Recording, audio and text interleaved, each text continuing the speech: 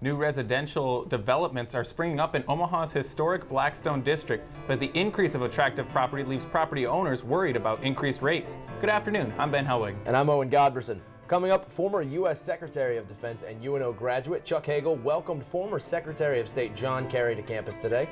Our team had a chance to sit down with Hagel as he shares his current impression of the nation. All this and more on the Omaha News.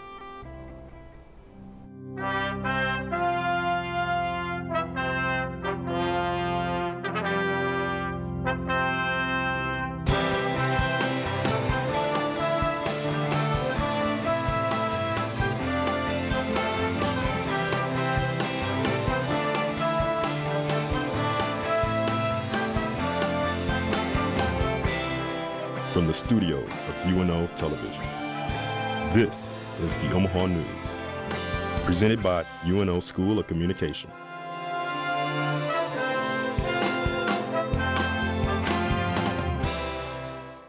Former Secretary of State Chuck Hagel says the United States is facing dangerous times. The former Nebraska senator says members are abdicating their roles as elected leaders because hostilities between parties has reached an all-time high. Secretary Hagel says he's never seen the government like this before. When the Congress abdicates its responsibility, because it will drift toward an authoritarianism, and that's pretty scary. And I don't think any Democrat or any Republican want that. The letter to the Washington Post is a call to create a bipartisan caucus that serves as advisors to the Senate. He hopes he and his coalition can convince Republicans and Democrats to serve its constituents and fulfill their roles outlined in the Constitution. UNO kicks off its second Chuck Hagel Global Leadership Forum tonight as former Massachusetts Senator and Secretary of State John Kerry joins. New developments in the Blackstone area are leaving businesses optimistic about opportunities, but residents are concerned with how it fits in the neighborhood. Reporter Elle Love spoke with residents and business owners in the Blackstone area to hear their side of the story.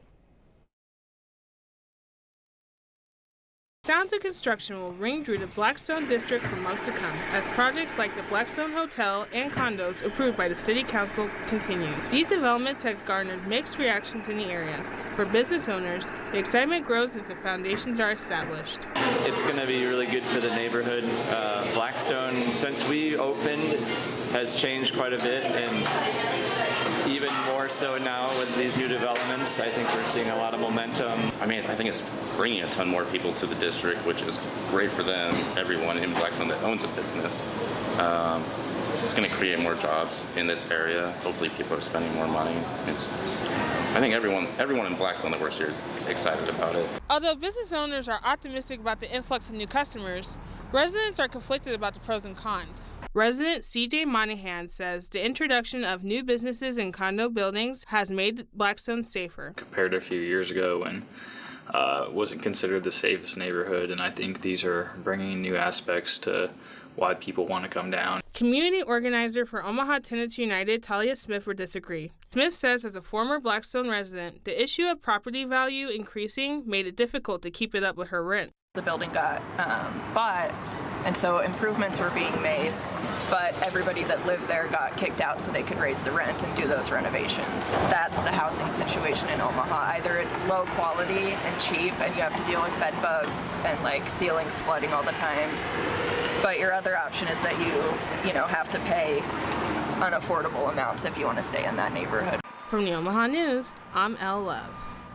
The Blackstone area has seen its share of history and was actually the birthplace of the Reuben sandwich all the way back in 1920.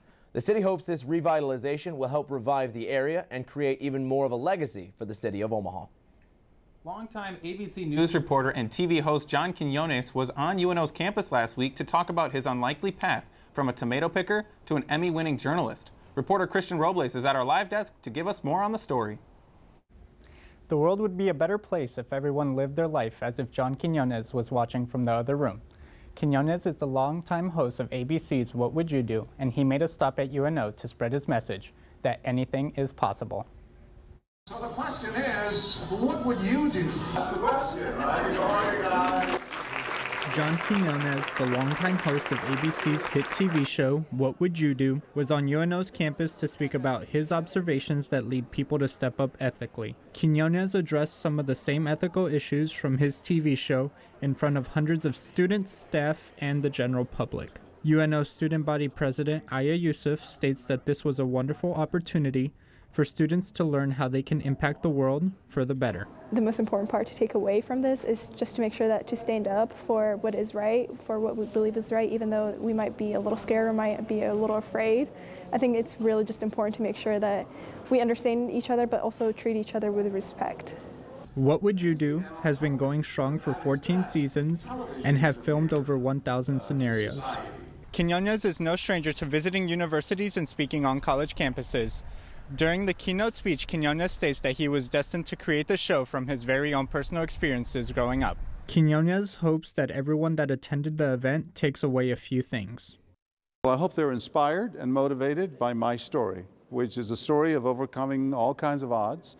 And my message is pretty simple to them. You know, if you think your dream's not going to come true, look at John Quinones, the kid who used to shine shoes and pick tomatoes and never spoke even English before you went to the first grade, only Spanish. If he can make it, he can make his dream come true to be a TV reporter, then so can you. That's the message. Quinones has won 7 national Emmys throughout his tenure and has been with ABC for almost 40 years. The 15th season of What Would You Do will have its premiere on July 7th.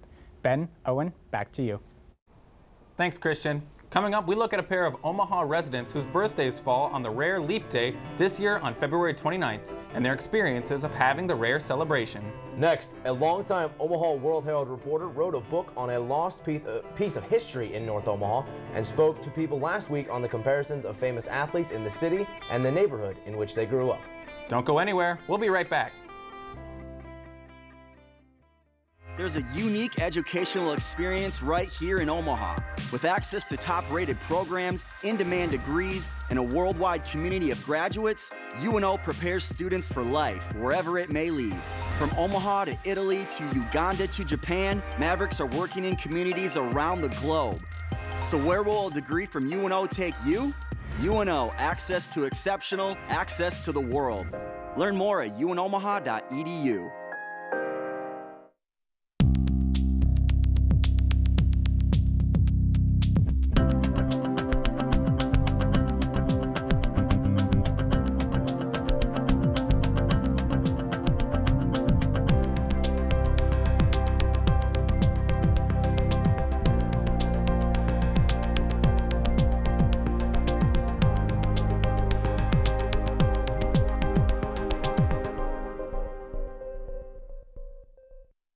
Benson, where creativity is our culture. Benson's lively atmosphere offers a unique experience.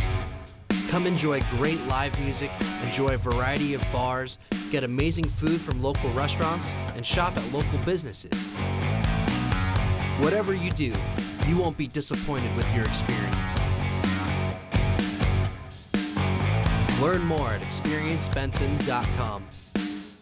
Through UNO, I have had access to lifelong friendships. My best friend to this day, I met on the first day of sorority recruitment. I met more friends that first day of recruitment than I think I've probably ever made in my life.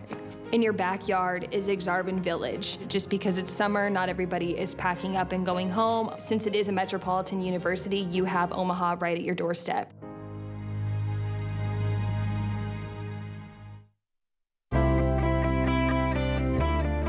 This is the Omaha News. Bob Boozer, Bob Gibson, Galen Rogers Sayers. All of these people are sports legends, but what you may not know is that they grew up just blocks from each other in North Omaha. Reporter Josiah Navarro spoke to Dirk Chatlin about this almost forgotten part of Omaha's history. 24th and Glory is a story of triumph, and it is a story of tragedy. Dirk Chatlin, author of 24th and Glory, gave a lecture at Notre Dame Sisters Housing last Thursday, where he spoke about the parallels between Omaha's most prominent athletes and the neighborhood from which they came from. It turned into a story that on the surface is about sports, but it's really about a neighborhood. Published in the summer of 2019, 24th and Glory represents over 10 years of work Chatlin committed to learning about the culture of North Omaha in the 40s, 50s, and 60s. The challenge was really sort of understanding it to the point where I could share it. Marlon Briscoe, Bob Boozer, and Bob Gibson are just a few of the numerous interviews Chatlin held to grasp the story. I did interviews with about probably 60 to 70 interviews, and then in addition to that, kind of a complement to it, I did a lot of archival research. While these sports legends' legacies are remembered, Chatelain thinks that the city of Omaha can do better in acknowledging the injustice that the North Omaha community faced all those years ago. I don't think that people have appreciated to this point the neighborhood's role in their success. Attendees expressed similar reactions, such as why aren't these stories and events spoken about more? So for me to learn about a town and its events when I was actually here and didn't know any of it or learn it. I never had the idea that they all grew up in the same neighborhood. Chatelain hopes his book is the first step towards acknowledging the tragedies North Omaha faced, while showing how these heroes faced discrimination and even forgave their wrongdoers. For the Omaha News, I'm Josiah Navarro. Chatelain said he is surprised at the attention 24th and Glory is getting, but is glad such an important topic is getting some of the spotlight it deserves. The Earth's orbit around the sun takes 365.25 days, resulting in the 4-year phenomenon known as leap year. Reporter Harrison Popp speaks with 2 leaplings just days ahead of their 6th birthday. My name is Taylor and I'm turning 6 years old. My name is Haley and this February 29th I'll be turning 6. February 29th, a day that unifies leap year babies on a global scale. Although having never met each other, Haley Fleece and Taylor Kammer echo similar discomfort. I actually really didn't like it because everyone would be like, it's not your real birthday, you can't celebrate your birthday. Growing up, I was really confused about why other kids in my class had special days, but mine wasn't on the calendar. Being born on the rarest day not only includes being 1/4 of your actual age, it includes being on the receiving end of many jokes and gag gifts. Every 4th year, I usually end up getting birthday cards. So like when I turned 16, I got a lot of happy 4th birthday cards. Amongst the leap year shenanigans is Haley and her friends as they plan to celebrate just like any other 6-year-old. Princess party. I was gonna dress up with my friends as princesses. While the topic of being a leap year baby brings sincere attention, even from former President of the United States, Bill Clinton, Taylor takes pride in everybody's curiosity. Having people interested and excited about, something unique about you is pretty cool. Likewise, it is no question to what Haley and Taylor would share for an interesting fact about themselves on the first day of school. I always have a unique thing about myself. I never have to think hard about that. I always had my go-to fact. My birthday is February 29th. For the Omaha News, I'm Harrison Popp. Now, the chances of having a birthday on Leap Day are about 1 in 1,461, according to the BBC, and there are approximately 200,000 people with the birthday in the United States. Coming up, Omaha hockey is in a fight for home ice in the NCHC playoffs. We hit the ice along with the Mavs for their weekend series against Colorado College, which saw a historic night from their freshman goaltender. Next, the Omaha swimming and diving team is making a splash, but not just in the pool, but in the classroom as well. We take a peek at how the Mavericks have excelled in academics at a national level. Keep it there. We'll be right back. I love the most about the Newman Center is just the community we have here. The community here is just very friendly and very encouraging. I feel welcome when I walk through the doors. Here at the Newman Center, I just easily found my identity. Well, we've got these really cool events every Thursday, my dude. There's always something happening at the Newman Center. If you're into music, you can find people who are doing music. If you're into gaming, there's a lot of people who do gaming here. As a Catholic, what else, just having, the gifts of the Mass. As a college student, has just been really helpful because we've got study rooms set aside. It feels just like walking through my own front door. If you just want to have a good conversation, this is a place where that's always happening. Come to the Newman Center. I would say to anybody, we want you here. And there are so many things that go on here. I think people would find a lot of fun and just their own life enriched by meeting new friends. Your mood and stress level directly impact your ability to function in school. So if you're struggling, this is the sign you needed to reach out. Students Overcoming Stress is an on-campus support group that offers a confidential, safe space to discuss self-care, mental health, time management skills, and more. Students Overcoming Stress meets every Tuesday from 1 to 2 p.m. in room 224 in the Milo Bale Student Center. For more information, call 402-554-2409. Explore the historic Blackstone district in Omaha, Nebraska. With over a dozen restaurants, bars, and social settings, you can experience everything the iconic district has to offer.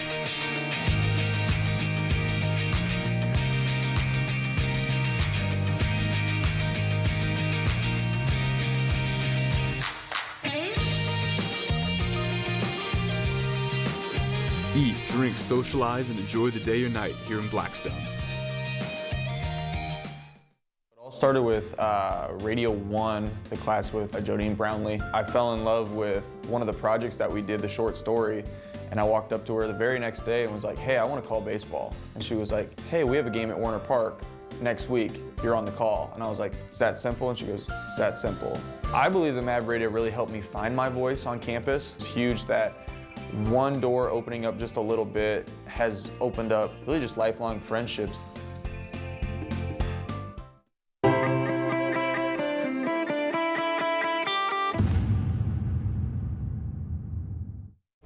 Welcome to this week's edition of Omaha Sports. I'm your host, Jack Hoover.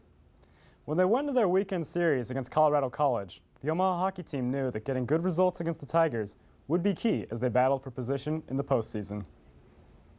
Since joining the NCHC in 2013, Omaha hockey has only hosted 2 playoff series at home, with the last one coming against St. Cloud State in 2015. Now with the 2020 season winding to a close, the Mavericks find themselves needing to pick up some big results late in the season if they want to host again.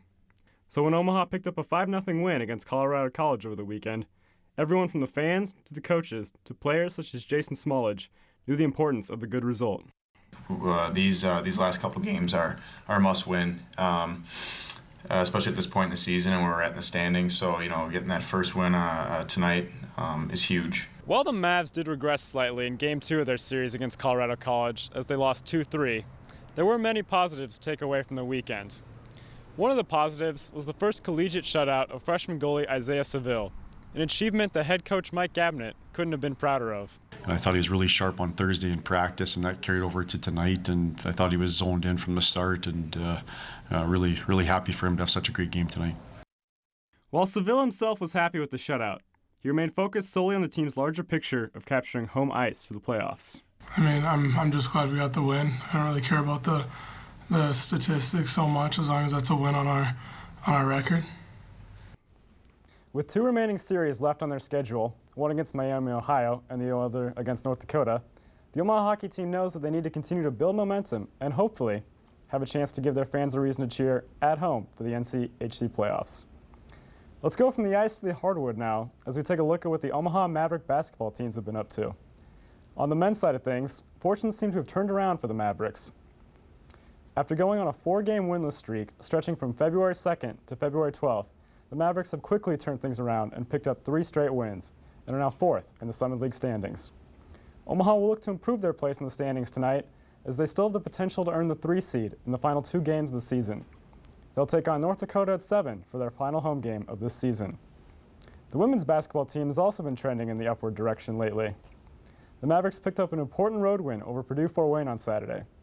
Omaha didn't make the Summit League tournament last season after finishing 9th in the standings, but the win over the Mavericks could be what solidifies the Mavericks to make the return to the postseason. They currently control their own destiny, and if they win one of their final 2 games, that'll punch their ticket back to Sioux Falls. The team will look to build off that win as they also take on North Dakota this week, this time playing tomorrow at 7. Student athletes don't always get recognized for their accomplishments in the classroom. However, with the academic success the Omaha swim and dive team had in 2019, it couldn't go unnoticed. What fans see as spectators of college athletics is only a fraction of what student athletes put into their work week. They spend up to 20 hours a week that we don't see, practicing, in meetings, in the weight room, and more, all along with being a full-time student. The Omaha swimming and diving team is a prime example of putting the student in student athlete. If we don't go to class, we can't go to practice, and if you don't go to practice, you miss a meet. So we're always in class, and we do study tables on the bus. We study in Hamilton, and I think it's just like we've created this culture on the team that we want to be just as good in the classroom as we are in the pool. The women's swim and dive team posted an average of a 3.76 team GPA, putting them in front of all Maverick athletics and in Division I women's sports. They even edged out Ivy League's Harvard and Yale. So we were like, no way, like that's something that I've never thought would happen. And then we get this article that we get the highest GPA, and it says Harvard, Nebraska, Omaha, which is just amazing for us. And so I love like being a senior and this being my last year and like leaving a great mark. The team plans on continuing their success in the classroom for many years to come as they set the standard for new waves of swimmers and divers. And I know that at the beginning of the year we set a goal of a team GPA of 3.5, and so obviously this semester we surpassed that by a lot. And so going on through the years as we become upperclassmen, definitely we're going to keep in mind being the top GPA in the nation for girls swimming and diving.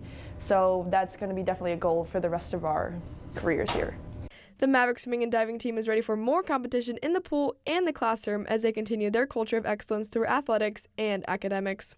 Next year as a senior, I definitely want to make sure that we keep this culture going because we do have 16 freshmen coming in, and we have some pretty high expectations for them, especially after how well we did this year, GPA-wise. Members of the Omaha swim and dive team were in action last weekend for the Summit League tournament in Sioux Falls. Omaha finished 4th as a team with 22 top 16 finishes at the competition. That's all we have for Omaha sports this week. Ben, Owen, back to you. Thanks, Jack. Coming up next, as the calendar turns from January to March, so too does the temperature. Lita Lowermeyer previews the week ahead in Omaha weather, including what should be a warm weekend. Coming up, it's Omaha Fashion Week in town, but for one pair of siblings, the week is more than just another walk down the runway. Stay right there. We'll be back in a moment.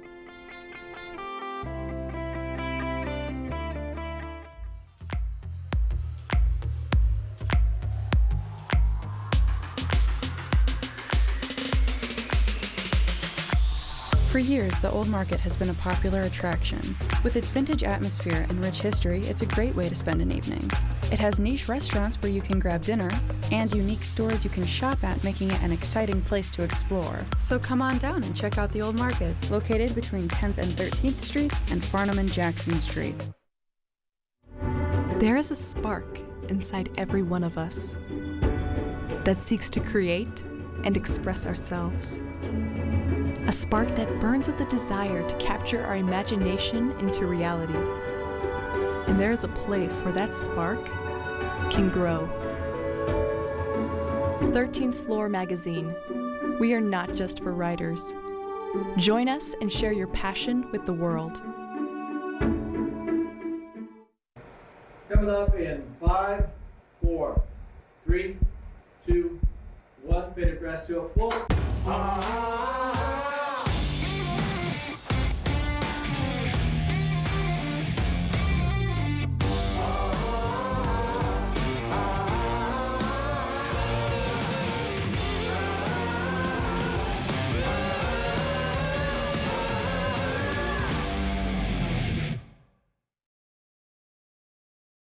For a look at weather, we go over to Lita Lowermeyer with the current temperatures and 5-day forecast. Thanks, Ben. Well, it looks like the sunshine is going to go away later this evening as clouds are coming in and will stay there for the rest of the week. As for right now, though, it's currently 36 degrees, making it a fair day in February. The wind is coming in at about 15 miles per hour, making it a bit breezy this afternoon, but those winds should stop as nighttime approaches. As for the overnight, the temperature will dip down to a low of 24 degrees. The good news is that this should be the lowest temperature expected for the rest of the week. While the winds decrease, the cloud coverage will increase, making it early stages of tomorrow morning partly cloudy, and with that bringing in some cooler temperatures. Now looking at the 5-day forecast for the week ahead, tomorrow it should be slightly more warmer than it is today, looking to be around 41 degrees with a low of 28. There'll be a mix of sun and clouds, but the clouds will take over in the evening. On Friday, the temps will reach up to a high of 51, with this wind staying consistent at 10 miles per hour. Saturday is going to start off with a beautiful weekend with lots of sunshine and a high of 57. Be sure to go outside, take a walk, or open up a window so you can enjoy that good weather. Sunday will continue with the warm temperatures into the new month of March, with a high of 58 and a low of 36. They'll be mostly cloudy the entire day. As for next week, Monday should stay in the mid-50s range, again, mostly cloudy. And keep a lookout for Tuesday as there are showers expected, making it feel like spring is right around the corner. Now taking a look at the current temps in the extended metro area. Over here in Omaha, we have 36, and down here in Nebraska City, it's also 36, staying pretty consistent. As we go down the I-80 to Lincoln, it's 37 degrees. And up here at West Point and Madison, it's 35. It should be noted that the winds are going to come in from the northwest, so you might need a jacket just to stay warm. Well, that'll do it for weather this week. Ben, Owen, back to you. Thanks, Lita. Omaha Fashion Week is a time where independent fashion designers showcase all of their work. However, for Jacob and Megan Blaha, Omaha Fashion Week is when they get to perfect their shared dream. For siblings Jacob and Megan Blaha, Omaha Fashion Week is a time they reminisce over how they started in their modeling careers. My sister is a model with the same agency, and she was doing Omaha Fashion Week, and I decided to tag along with her. From that moment on, Jacob decided to follow in his sister's footsteps.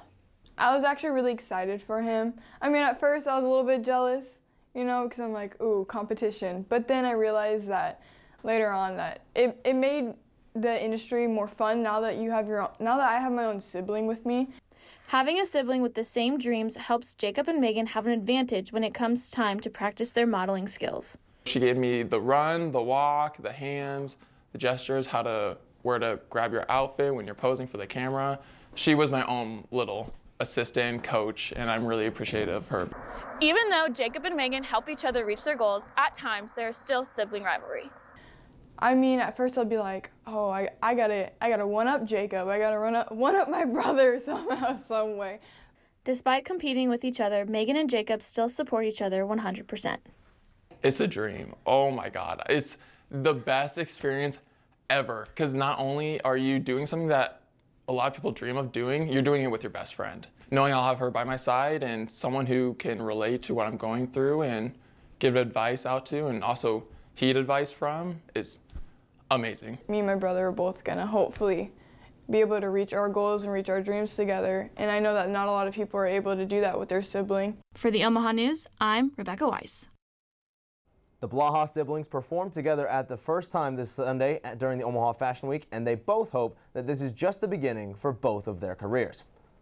That's all we have for today. Be sure to join us again next week for more exciting stories on the Omaha News. Follow us on Facebook and Twitter at UNO the Omaha News, or find us on our website for even more news and stories at unomahanews.com. From all of us here at UNO Television, thanks for watching. We'll see you next week.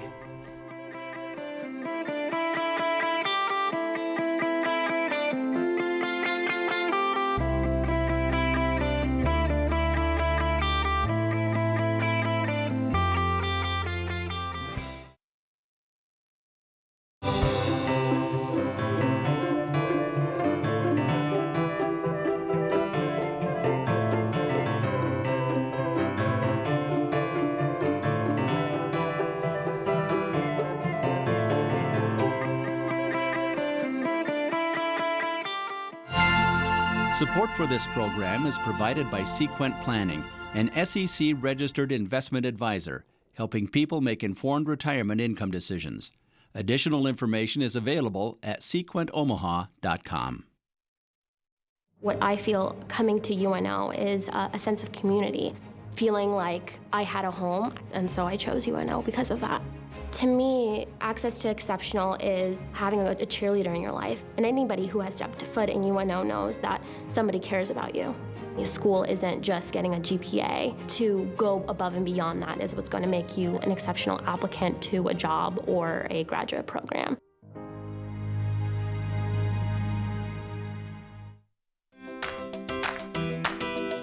Dundee, home to Warren Buffett. It's located west of Midtown Omaha, Nebraska. It's a place in Omaha where neighbors can work, eat, relax, and live it up, all within a few blocks. Come visit the neighborhood and see what Dundee has to offer.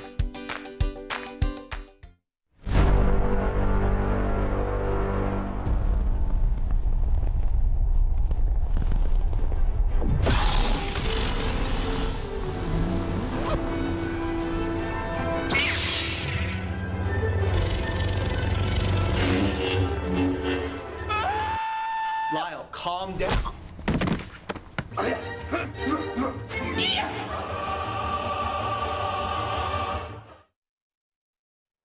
Coming up in 5, 4, 3, 2, 1. Faded breast to a full.